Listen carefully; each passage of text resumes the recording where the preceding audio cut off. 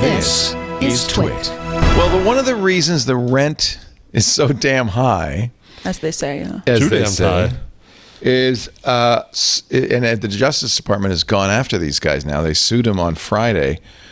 There's a software called Realpage that is used by landlords everywhere across the country. They have let's see. Let me see if I can see the number here. They have a huge market share. And what they do is they use AI to collate information about what people pay, what they're willing to pay, what prices stimulate traffic on a page, what prices keep people from renting. And it has effectively raised prices on renters illegally, according to the Department of Justice. They're the top software provider to the multifamily rental industry.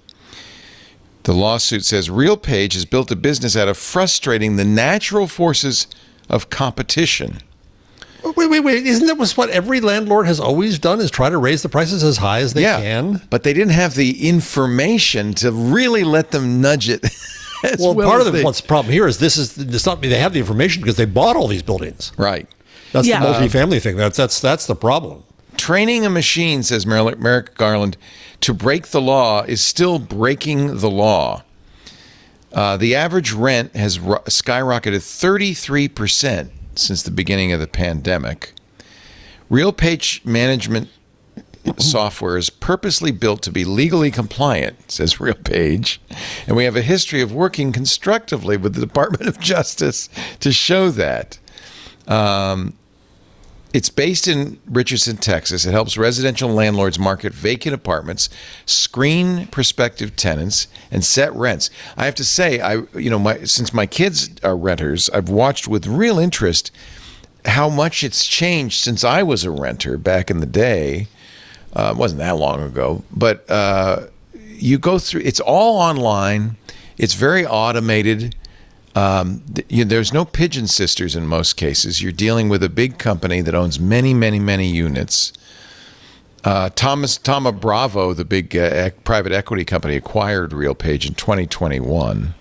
It's worth noting this story was kind of busted open by a fantastic series of investigations by ProPublica, and the lead of one of them takes readers inside a real estate executive summit in 2022, and a VP of Realpage says, never before have we seen these numbers posting at how much money they're making. They're saying apartment rates have recently shot up by as much as 14.5%, he said in the video touting the company's services. Turning to his colleague, Parsons asked, what role had Realpage's software played? And another Realpage executive says, I think it's driving it, quite honestly. As a property manager, there are very few of us would be willing to actually raise rents double digits within a single month by doing it manually. So, yeah. Well, there's a burning lease for you. Yeah.